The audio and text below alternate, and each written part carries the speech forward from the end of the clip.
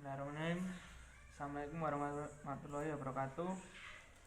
Kenalkan, saya Muhammad Taufik Ramadan, NIM D600 190 107 dari kelas B. Ya, pada video kali ini saya akan mempresentasikan tentang materi dari mata kuliah analisis estimasi biaya mengenai break even point atau BEP. Ya, yang pertama yaitu ada konsep, kemudian ada tujuan, ada manfaat, ada kelemahan, kemudian ada asumsi dasar, kemudian ada metode perhitungan. Yang pertama yaitu konsep BEP. Konsep BEP yang pertama yaitu ketika kondisi perusahaan yang dalam operasionalnya tidak mendapat keuntungan dan tidak mendapat kerugian. Jadi konsep dasar BEP pada saat perusahaan tidak dapat untung dan tidak dapat rugi. Kemudian kedua, pendapatan dan biaya berada di kondisi yang sama atau labanya nol. Kemudian yang ketiga, cara mengetahui volume penjualan minimum agar usaha tidak rugi tetapi belum mendapat laba.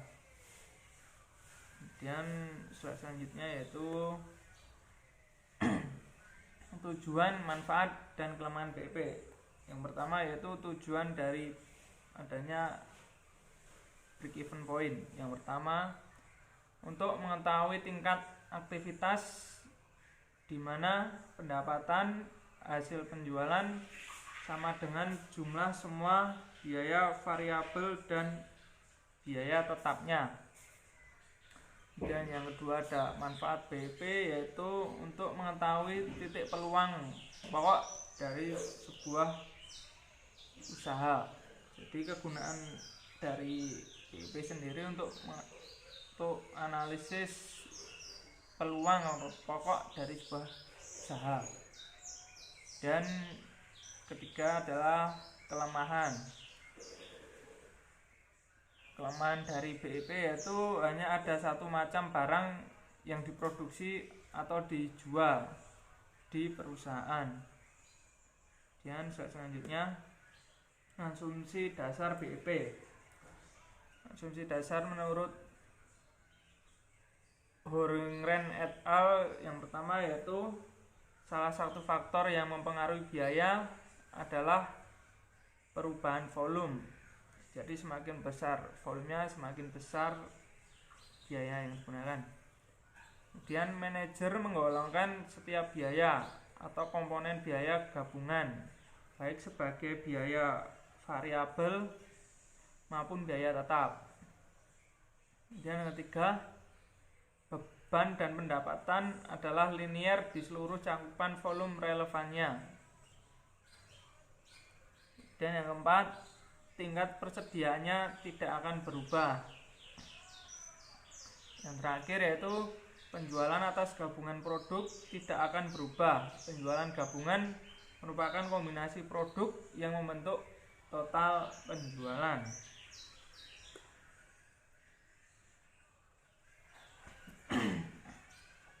Kemudian ada slide terakhir yaitu ada metode perhitungan break even point atau BEP. Yang pertama yaitu ada metode persamaan. Metode persamaan merupakan metode yang berdasarkan pada pendekatan laporan laba rugi. Jadi metode ini berdasarkan laporan dari laba rugi perusahaan. Untuk perhitungannya ada gambar, bisa dilihat sendiri.